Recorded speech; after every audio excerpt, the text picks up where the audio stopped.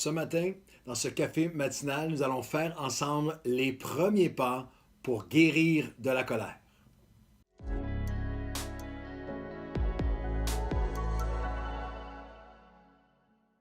Bon matin et bienvenue à votre café matinal. Quelle joie d'être avec vous aujourd'hui. Nous sommes en synergie avec les messages de notre série en ce moment, à Nouvelle Vie d'automne 2020, être transformé, notre verset ancre dans Romains 12. Et le verset 2, ne soyez pas conformes au siècle présent, mais soyez transformés par le renouvellement de votre esprit. Et nous allons focaliser dans les prochains, pour une semaine ou deux dans ces cafés matinaux sur une transformation alors que nous sommes guéris. Comment guérir de la colère. C'est notre thème aujourd'hui, guérir de la colère. C'était, si vous l'avez manqué, c'était un message précédent du dimanche à Nouvelle Vie. Allez le chercher. On travaille ensemble pour cette œuvre tellement importante. Nous allons cheminer ensemble, apprendre ensemble.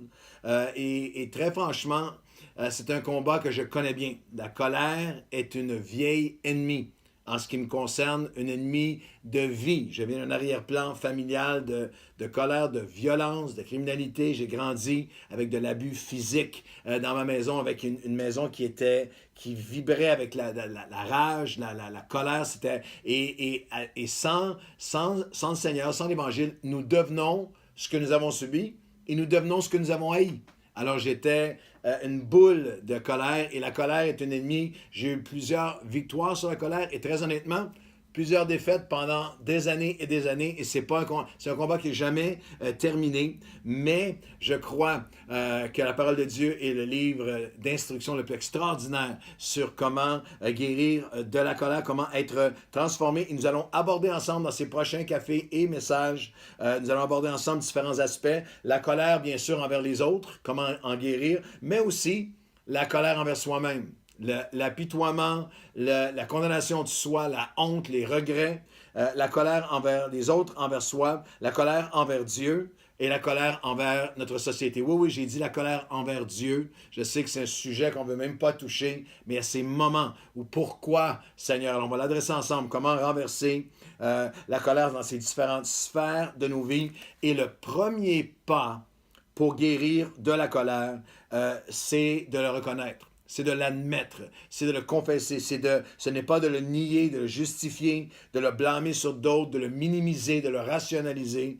C'est littéralement de réaliser toutes les ramifications relationnelles, familiales, dans nos amitiés, dans tout ce qu'on fait. Dans notre couple, bien sûr, si vous êtes marié, dans vos relations futures, si vous êtes célibataire avec vos parents, avec vos enfants, dans l'Église, notre santé émotionnelle, relationnelle, notre santé mentale, notre santé même physique est affectée par la colère. C'est toujours fascinant de voir des versets de la Bible écrits il y a 2000 ans, il y a 3000 ans parfois, avec une préscience hallucinante. Le proverbe 19 qui dit qu'un cœur calme est la vie du corps, mais la colère ronge le corps.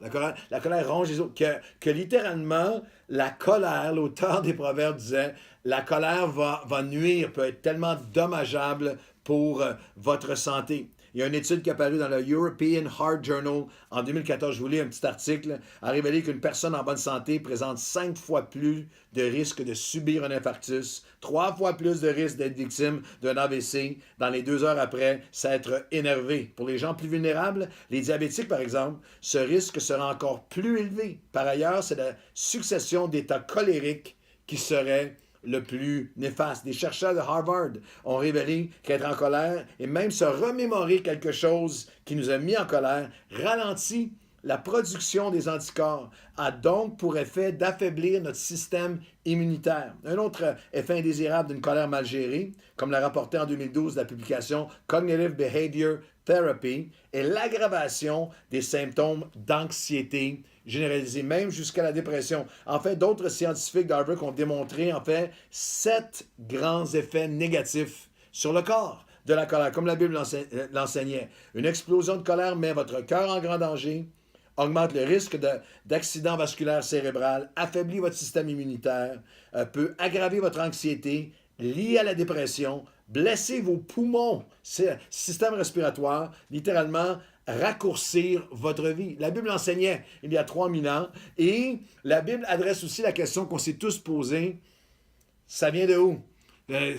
On a tous vécu ces moments de comment j'ai pu en arriver là, comment j'ai pu être aussi en colère, d'où ça sort tout ça.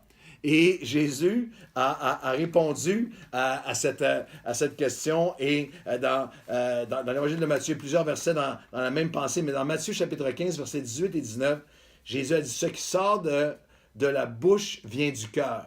Et c'est ce qui souille l'homme. Car c'est du cœur que viennent mauvaise pensée, colère, et là il y a une progression, meurtre, adultère, impudicité, vol, les faux témoignages, les calomnies. C'est de l'abondance du cœur que la bouche parle. C.S. Lewis est un de mes auteurs, un des philosophes chrétiens que j'apprécie le plus. Il adressait cette réalité-là d'une manière intéressante. Il disait, une citation de C.S. Lewis, « Assurément, comment un homme réagit lorsqu'il est pris de court, lorsqu'il est pris par surprise. » Lewis dit, lorsqu'il n'a pas eu le temps de mettre son déguisement. Lorsqu'il n'a pas eu le temps de mettre son masque, révèle en fait et l'évidence de ce qu'il habite. Ce qui sort d'un homme à vif, avant qu'il ait eu le temps de mettre son déguisement, révèle la vérité de son cœur. En fait, les événements et les pressions, les choses tendues, ne créent pas nos colères, elles révèlent ce qu'il y a à l'intérieur. Elles les révèlent. Et C.S. Lewis, encore une fois, avec sa façon hallucinante d'illustrer, donne l'illustration de ce qu'il appelait les rats dans le sous-sol. S'il y a des rats au sous-sol, tu as plus de chances de les voir si tu les exposes à la lumière subitement. C.S. Lewis. La lumière soudaine n'a pas créé les rats. Elle ne fait que les empêcher de se cacher. De la même façon, les provocations soudaines ne font pas de moi un homme colérique, parce que C.S. Lewis a confessé toute sa vie avoir un homme de passion, un homme colérique, un combat contre la colère. Les provocations soudaines ne font pas de moi un homme colérique, elles ne font que révéler les rats de colère, de frustration et de ressentiment, de rancune accumulées qui sont déjà dans le sous-sol de mon âme. Cette pandémie fait briller une lumière qui révèle que j'ai des rats dans mon âme, il y a des choses qui sont à l'intérieur de moi, qui sont exposées par les pressions extérieures. Et le premier pas vers une guérison de la colère, c'est vraiment de l'admettre. C'est vraiment de le confesser. Et il y a des gens qui passent leur vie chrétienne entière. On va avoir plusieurs autres pas, mais ils sont obsolètes sans le premier. Sans cette dynamique de dire, j'ai un problème de colère. Et cette colère-là, elle est attisée par des situations extérieures, mais ses racines sont dans mon cœur. Il y a un besoin, j'ai besoin d'amener ça devant Dieu. L'apôtre Jean parle de colère. Il n'en parle pas comme un théoricien. L'apôtre Jean et son frère avaient comme surnom les fils du tonnerre. Ils étaient deux hommes animés par c'était quelque chose qui caractérisait sa vie. On envoie des flashs dans les évangiles à différents endroits où cette colère-là qui vient, et Jean écrira dans 1er Jean, si nous disons que nous n'avons pas de péché, nous nous séduisons nous-mêmes.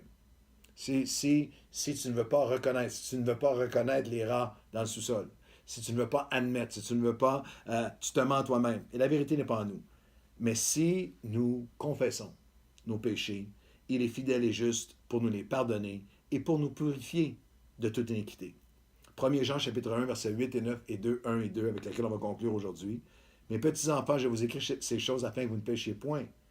Mais si quelqu'un a péché, si quelqu'un a explosé de colère récemment, si quelqu'un récemment a dit, si toi ou moi, dit des choses, explosé, cassé des choses, lancé des paroles comme des poignards qui déchirent le cœur et par la suite, trop orgueilleux pour le reconnaître, mais caché dans la chambre de ton cœur, tu te dis, mais ça vient de où? Mais qu'est-ce qui se passe avec moi? Comment? Si quelqu'un a péché, nous avons un avocat auprès du Père, Jésus-Christ le juste. Il est lui-même une victime expiatoire pour nos péchés, non seulement pour les nôtres, mais pour ceux du monde entier. Alors aujourd'hui, il y a un premier pas à être fait. Un premier pas que j'ai eu à faire tout au long de ma vie et encore aujourd'hui. C'est-à-dire, Seigneur, je reconnais, je ne blâme pas, je ne justifie pas, je ne nie pas, je ne rationalise pas. Seigneur, je reconnais que toutes ces circonstances extérieures, même liées à la pandémie, sont réelles. Nous vivons d'incertitude, pression, toutes sortes de choses terribles qui viennent attiser la dynamique de colère en nous. Mais ultimement, elles n'ont pas créé cette colère en moi, elles ont révélé quelque chose qui a besoin de juste être présenté à Dieu, que Dieu connaît déjà.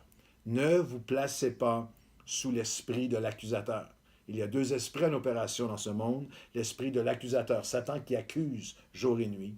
Et dans le texte qu'on vient de lire, il y a l'esprit de l'avocat, de celui qui intercède pour nous. Jésus-Christ qui a tout payé, qui a payé pour toutes mes colères, passées, présentes et futures, et qui m'offre, et on va regarder ensemble comment, si nous confessons, si j'admets, si je l'amène à Dieu, il est fidèle et juste, non seulement de me pardonner, mais de me fortifier, de m'aider, de me libérer, de purifier mon cœur de jour en jour, de le libérer afin qu'on puisse renverser la colère. Alors Seigneur, aujourd'hui, nous confessons, nous reconnaissons notre besoin de toi.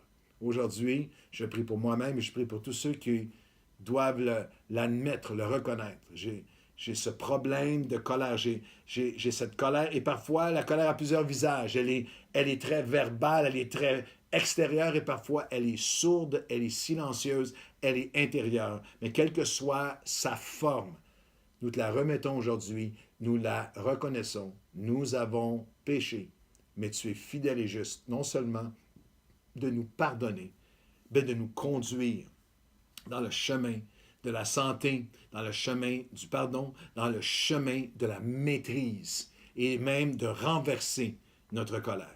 Alors nous nous offrons à toi aujourd'hui. Seigneur, viens nous conduire dans tes œuvres préparées d'avance et viens apaiser, viens fortifier, viens donner espoir, viens donner grâce et courage et paix à nos cœurs.